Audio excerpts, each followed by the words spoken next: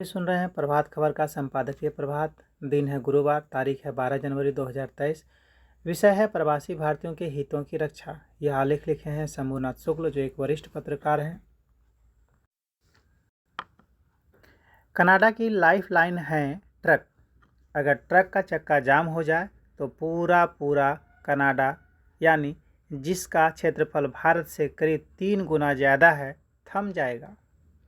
पिछले साल जब ट्रक के पहिए रुक गए थे, तब प्रधानमंत्री जस्टिन ट्रूडो की सांस थमने लगी थी।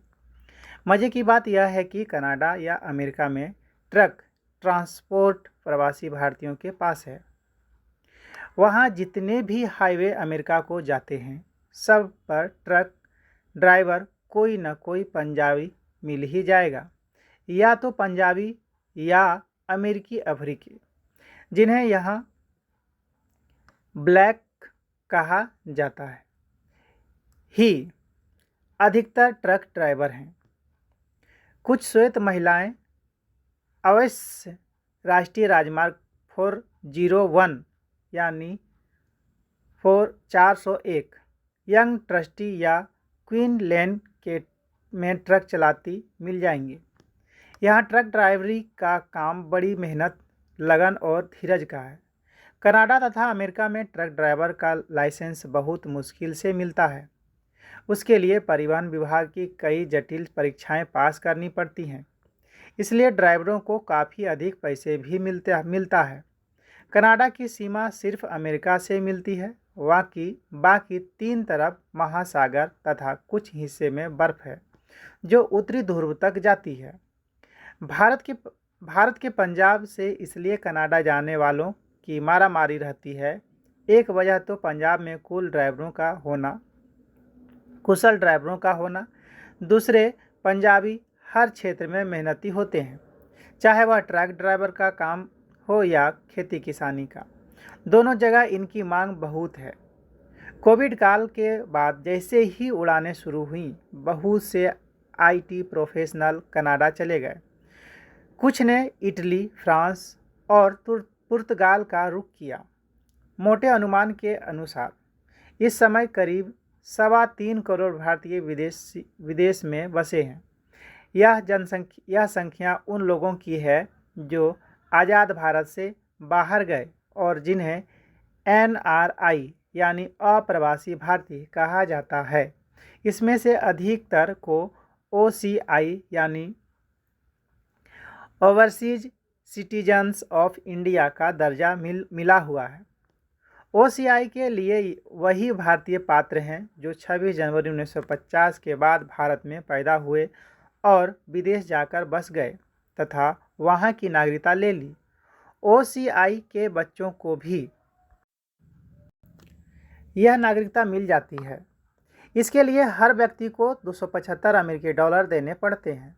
OCI दर्जा मिलने के बाद वह व्यक्ति भारत में निर्बाध आ जा सकता है। उसे व्यापार करने या ज़मीन खरीदने की छूट होती है। OCI बस वोट नहीं दे सकता तथा सेना व पुलिस की नौकरी उसे नहीं मिलेगी। NRI और OCI के अतिरिक्त ब्रिटिश भारत से गए भारतवंशी भी विदेशों में खूब बसे हैं। गुयाना, फिजी, मॉरिशस, दक्षिण अफ्रीका, केन्या आदि देशों में भारतवंशी हैं। इनमें से फिजी, गुयाना और मॉरिशस में तो सदियों साल से भारतवंशी ही राष्ट्राध्यक्ष हैं। अमेरिका की उपराष्ट्रपति कमला हैरिस और ब्रिटेन के प्रधानमंत्री ऋषि सुनक भी भारतवंशी हैं। कनाडा में तो आज 26 संसद सदस्य प्रवासी भारतीय हैं। वहाँ की रक्षा मंत्री अनीता आनंद भी प्रवासी श्रेणी में हैं, लेकिन वे कनाडा की नागरिकता ले चुकी हैं। यदि पूरी दुनिया के NRI, OCI और भारतवंशियों की गिनती की जाए तो यह संख्या 10 करोड़ के करीब है। जब इतना बड़ा इंडियन डायस्पोरा है तो निश्चित ही भारत की धमक होगी ही। निश्चित रूप से प्रधानमंत्री नरेंद्र मोदी के कार्यकाल में भारत की प्रतिष्ठा विदेशों में बढ़ी है।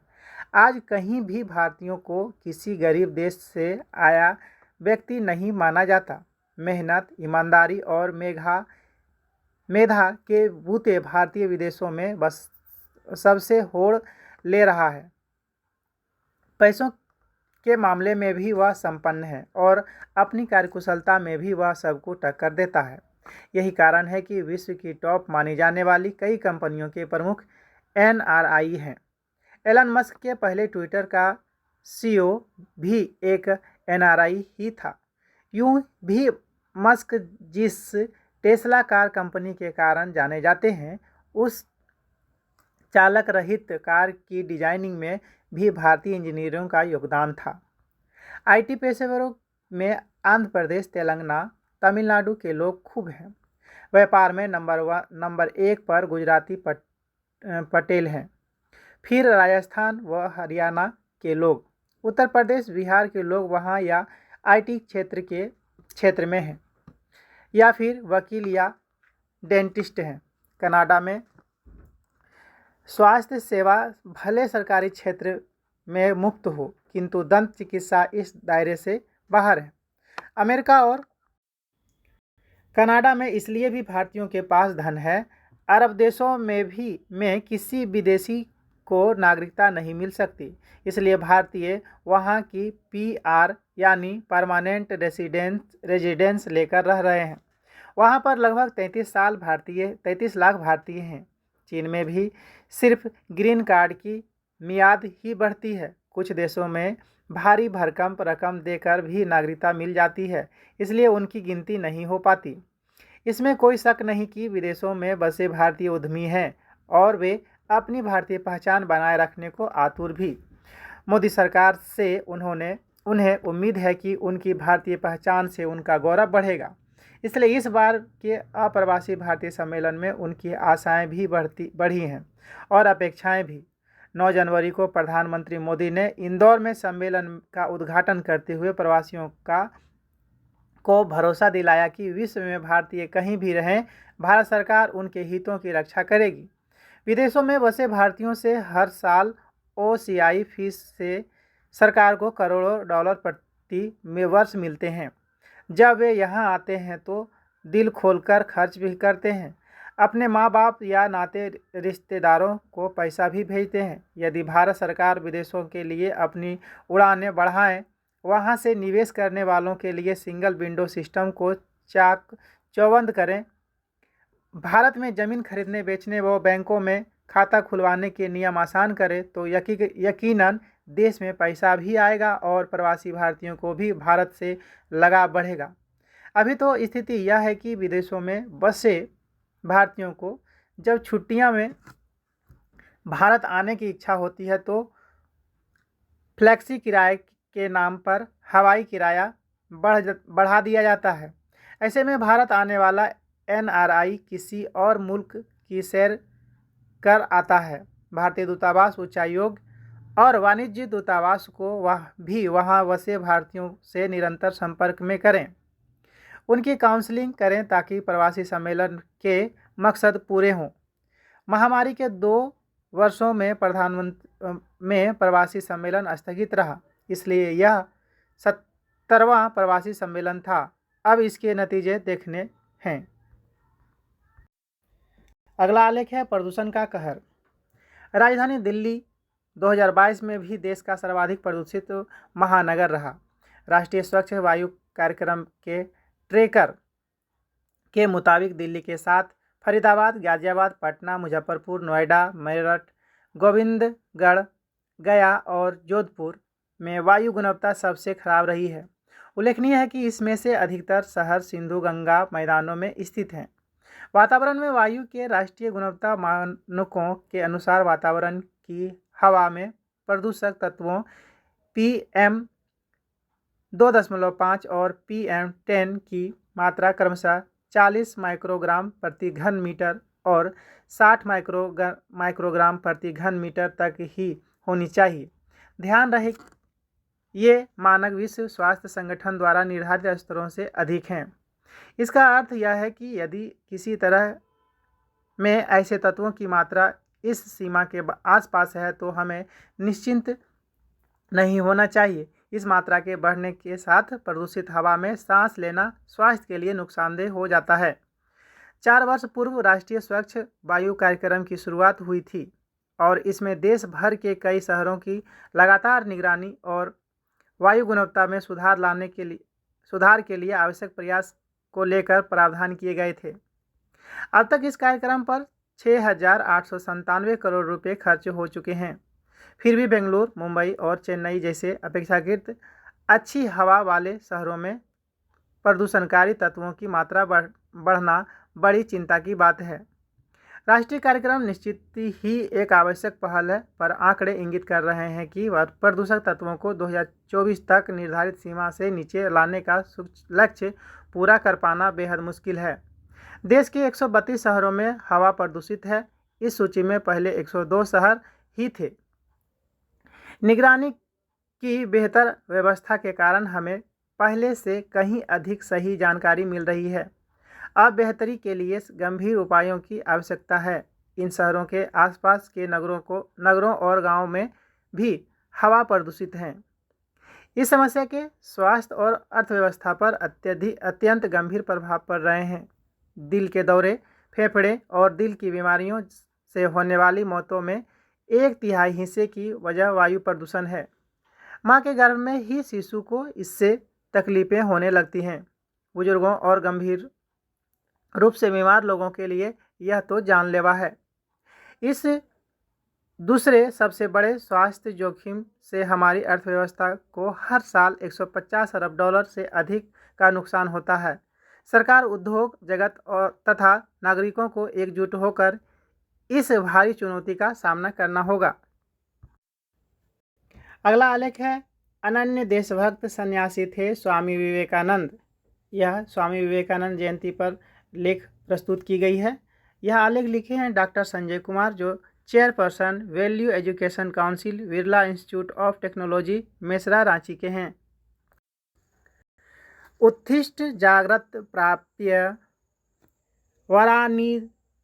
वरान्निबोधत, यानी उठो जागो और तब तक मत रुको जब तक आपके लक्ष्य पर न पहुंच जाओ, अपने लक्ष्य पर न पहुंच जाओ। कठोपनिषद के इस वाक्य को स्वामी विवेकानंद ने जितनी स्पष्टता, दृढ़ता और ओज के साथ कहा, पहले कभी नहीं कहा गया। भगिनी निवेदिता का कथन है कि यदि वे जन्म ही न लेते तो भी जिन सत्यों का उपदेश उन्होंने दिया वे सत्य उतने ही प्रामाणिक बने रहते। अंतर केवल होता उनकी प्राप्ति की कठिनाइयों में, उनके अभिव्यक्ति में और आधुनिकता, स्पष्टता और तीक्ष्णता के अभाव में। हमारे शास्त्रों में निहित निधियों के उद्घाटक और भाष्यकार के रूप में स्वामी जी का विशेष महत्व है। आधुनिक युग के वातावरण में अपने आदेशों को सुव्यवस्थित और सुगठित करने के लिए हमारे शास्त्रों को आवश्यकता थी एक प्रामाणिक वाणी की, जो विवेकानंद की वाणी के रूप में प्राप्त हो गई। निर्मल वर्मा ने लिखा है कि भारतीय चिंतन परंपरा जितने रत्न माणिक्य शायद ही विश्व के किसी अन्य देश के पास हों, जिन्हें हमें कंकड़ पत्थर समझकर फेंक दिया है। हमारी त्रासदी का सबसे बड़ा कारण यह है कि अपने शास्त्रों का ज्ञान नहीं रखते और बिना विचारे बाहर से प्राप्त ज्ञान से अपनी समस्याओं के समाधान और असंगत प्रयास करते हैं। स्वामी विवेकानंद हमारे शास्त्रों में सन्निहित सत्य ज्ञान और शिक्षाओं के मूर्तिमान रूप थे। यदि हमें शास्त्रों की गहराई में उतरने का साहस नहीं है तो न हो, किंतु स्वयं को समझने के लिए, अपनी संस्कृति को समझने के लिए यदि कुछ नहीं तो स्वामी विवेकानंद को अवश्य समझें। वे अलौकिक गुणों के से परिपूर्ण वक्ता थे। वे अनन्य देशभक्त सन्यासी थे। एनी बेसेंट ने कहा था कि वे उन्हें सन्यासी योद्धा लगते हैं। पहली नज़र में ही कोई व्यक्ति उन्हें नेता भगवान द्वारा अभिषिक्त आदेश देने का अधिकारी मान लेता। भगिनी क्रिस्टीन ने लिखा है, अन्य लोग तेजस्वी हो सकते हैं लेकिन उनका मन प्रकाशमय है, क्योंकि वह समस्त ज्ञान के स्रोत के साथ अपना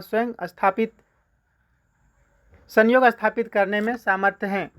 स्वामी विवेकानंद का जन्मदिन 12 जनवरी को राष्ट्रीय युवा दिवस के रूप में मनाया जाता है। उनका जीवन, विचार, आदर्श और मातृभूमि के प्रति अदम्य प्रेम युवाओं के लिए अत्यंत महत्वपूर्ण प्रेरणा स्रोत है। जब स्वतंत्रता प्राप्ति के लिए संघर्ष चल रहा था, हमारे सभी राष्ट्रीय नेताओं ने स्वीकार किया कि स्वामी जी के भाषण तथा कृतियों ने उन्हें मातृभूमि की सेवा और स्वतंत्रता के लिए तन और मन से समर्पित होने की प्रेरणा दी है। महात्मा गांधी ने लिखा है कि विवेकानंद को पढ़कर उनका राष्ट्र प्रेम 1000 गुना बढ़ गया। आज आवश्यक है कि उन्हें उनके जीवन, विचार, संकल्प और संघर्ष की बात जन जन विशेषकर युवाओं तक पहुँचे। इससे युवा पीढ़ी अपने जीने का अर्थ तलाश सकती है, अपने जीवन का ध्येय और लक्ष्य निर्धारित कर सकती है। आज वसुधरा विवेकानंद के लिए नहीं, अपने स्वयं के होने का अर्थ और उद्देश्य जानने के लिए उनका स्मरण जरूरी है। वे मात्र 39 वर्षीय जीरे पल पल जिए वे मात्र 39 वर्ष जिए, पल पल जिए और अतुलनीय काम कर गए, वह भी अनंत परेशानियों, चुनौतियों और मुसीबतों के बीच, जिससे वे आजीवन घिरे रहें। नितांत अभाव में रहने वाले और निजी जीवन में निरंतर बीमारियों से जूझते रहने वाले एक सन्यासी ने राष्ट्रीय जीवन के हर क्षेत्र में चेतना का संचार किया, भारत की आध्यात्मिक शक्ति को एक नई ऊर्जा दी।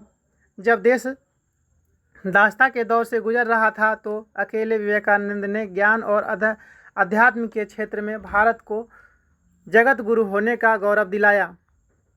उनके तूफानी झोंकों ने भारत को करवट लेने के लिए बाध्य किया। सदियों से मिथ्या सपनों में दबे, अंधविश्वासों में जकड़े और हताश भारतीय समाज को झकझोरा और अपने सपनों में आगे बढ़ाने का शंखनाद किया। एक और हम अपनी महान संस्कृति और मनीषियों का नाम लेकर गर्व की अनुभूति करते हैं और दूसरी ओर उनकी मूलभूत शिक्षाओं, विचारों और आदर्शों की उतनी ही अपेक्षा भी। विवेकानंद को प्रस्थान किए 120 साल हो गए हैं। हम उनकी जयंती मना रहे हैं। उनके विचारों और शिक्षाओं पर कितना अमल किया है। उन्होंने शिक्षा में चरित्र निर्माण का सर्वोपरि माना था। क्या आज हम शिक्षा को मनुष्य निर्माण की, चरित्र निर्माण की प्रक्रिया का आधार बना सके हैं? हमारे पास साधन है, संपन्नता है, पर न नैतिक तेज है, न मूल्य संकल्प। इसके पीछे हमारी दास मानसिकता है। आज भारत को विवेकानंद का तेज, शौर्य, साहस और संकल्प ही उबार सकता है। अगला आलेख है संकल्प लेने का उम्दा फॉर्मेट। यह आलेख लिखे हैं संतोष उत्सुक, जो एक टिप्पणीकार हैं।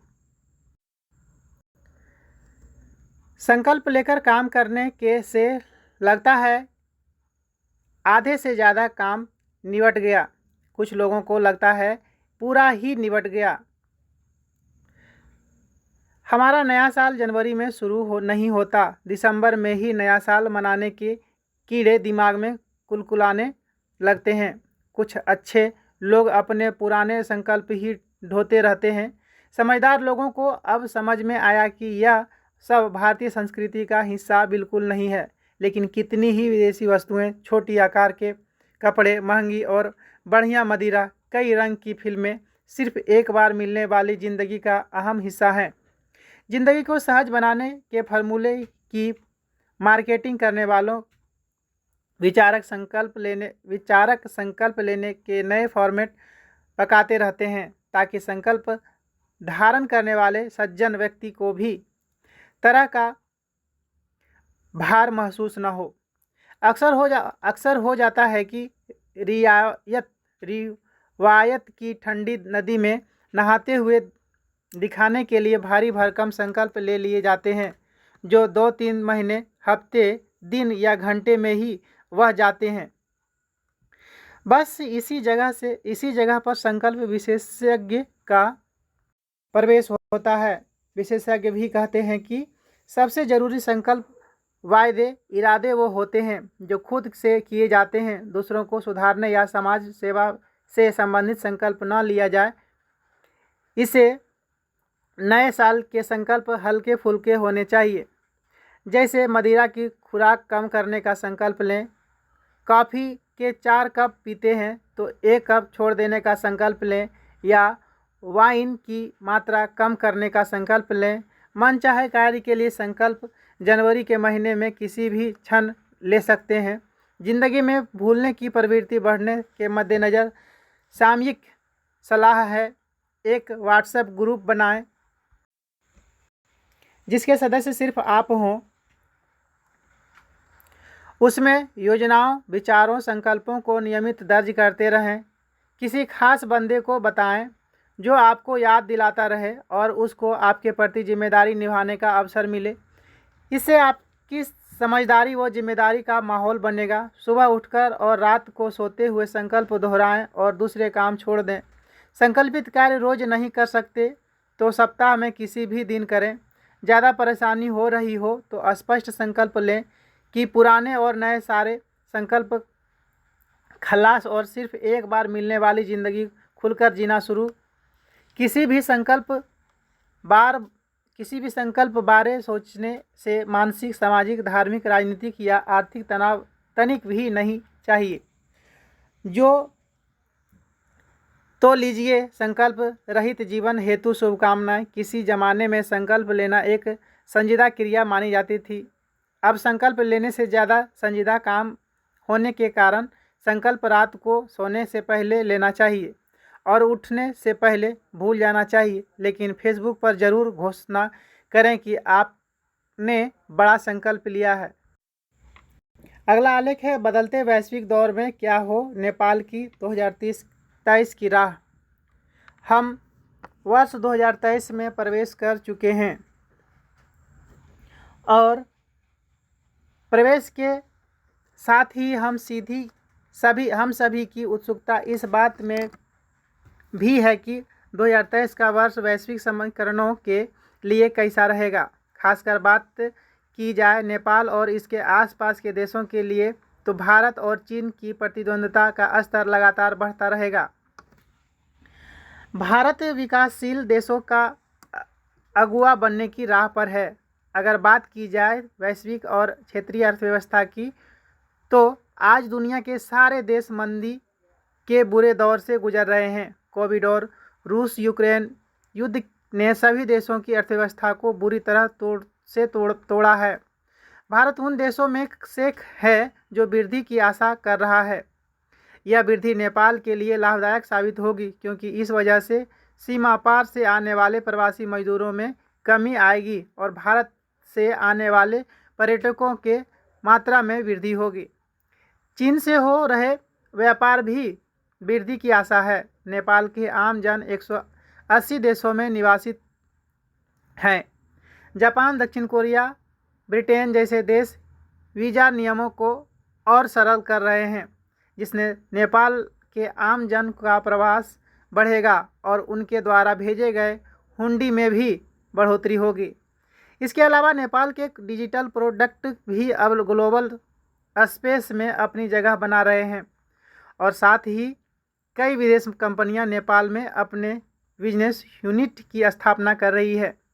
COP27 में ब्रिटेन ने नेपाल को जलवायु परिवर्तन को लेकर ग्लोबल लीडर का स्थान देने के लिए महत्वपूर्ण भूमिका निभाई है। पिछले 73 वर्षों में नेपाल में राजनीतिक अनिश्चितता अस्थायी परिघटना बन गई है। 30 साल का एक दलीय पंचायत शासन भी राजनीतिक स्थिरता नहीं दे सकता। विभिन्न दलों के गठन भी इस तरह चले। 2023 में एक नाजुक गठबंधन के साथ यह राजनीतिक नाटक जारी रहे। अगला आलेख है, सड़क हादसों से रोकने की पहल। सड़क हादसों की सही रिपोर्टिंग के लिए 6 राज्यों मध्य प्रदेश, उत्तर प्रदेश, तमिलनाडु, कर्नाटक, बिहार और राजस्थान में परियोजना शुरू की गई है। सड़क परिवहन मंत्रालय IIT मद्रास की मदद से आधुनिक दुर्घटना वाले राज्यों में पायलट प्रोजेक्ट शुरू करने जा रहा है। सड़क दुर्घटनाओं की सही तरह समय से रिपोर्टिंग होने पर मृतकों की संख्या में कमी आएगी। रिपोर्टिंग के साथ दवाओं की भी व्यवस्था की जानी चाहिए, क्योंकि हर साल सड़क दुर्घटनाओं में लाखों की जान जाती है। इसे कम करने से की ठोस पहल होनी चाहिए। रसोई गैस की कीमत पर लगे ब्रेक। अभी एक गैस सिलेंडर का दाम लगभग 1151 रुपया है, जिससे आम लोगों की जेब खाली हो रही है। सरकार को चाहिए कि रसोई गैस के सिलेंडर की बढ़ती कीमत को कंट्रोल करें। अधिकतर घरों में गैस सिलेंडर का उपयोग किया जाता है। मिट्टी के बने चूल्हे पर लकड़ी और उपलों पर अब बहुत कम ही लोग खाना बनाते हैं। गांव में भी गैस से खाना बनने लगा है, इसलिए उन लोगों का ध्यान रख कर इसकी कीमत को कम करने का प्रयास करना चाहिए, क्योंकि बड़ी महंगाई से आम लोगों की हालत खराब हो रही है। अगला आलेख है पश्चाताप का बोझ कब तक उठाना। पश्चाताप सुखद एहसास नहीं है, लेकिन इस भावना का भी अपना एक विशिष्ट उद्देश्य होता है। आपके भीतर यह भावना विकसित होती है तो निश्चित तौर पर यह आपको अपना और दूसरों का नुकसान करने से रोकेगी। जब भी समान स्थितियां उपस्थित होंगी, तब पश्चाताप या गिल्ट की भावना ही है जो आपको दोबारा वैसा करने से रोकेगी। सही मात्रा में गिल्टी होना सकारात्मक है, लेकिन यह केवल उसी क्षण तक ही होना चाहिए, क्योंकि जब इसे दिमाग में रख कर आगे बढ़ा जाता है तो यह एक दिमाग की भांति आपको अंदर तक खोखला बना दे सकता है। आपको पश्चाताप की भावना से बाहर निकलने में निपुण तो होना चाहिए, लेकिन आपको यह भी ध्यान रखना चाहिए कि आप पूरी तरह उसे हटा न दें। ऐसा तभी होगा जब आप यह समझेंगे कि आपके द्वारा किए गए कर्मों के लिए केवल आप ही जिम्मेदार नहीं हैं। कुछ हद तक आपके भीतर पश्चाताप की भावना रखना आपके लिए सही है, क्योंकि यह आपके संबंधों को बनाए रखती है। यह भावना गलत कार्यों में दोबारा शामिल होने से रोकती है। गलती एक ऐसी चीज़ है जो आपको हर समय चुभती है। यह भावना आपकी चेतना तक पहुंचकर उस गलती को दोबारा होने से रोकती है। आपको आपके भीतर वह चुभन रखनी चाहिए ताकि पश्चाताप की भावना आपको परेशान न करे। जब आप ऐसा कर पाने में सफल हो जाएंगे, तब बौद्धिक क्षमता की परिपक्वता जाहिर होगी। अन्यथा आप कभी अपने कृत्यों की गंभीरता को समझ नहीं पाएंगे। जिस व्यक्ति ने गलती की थी वह यहाँ से जा चुका है।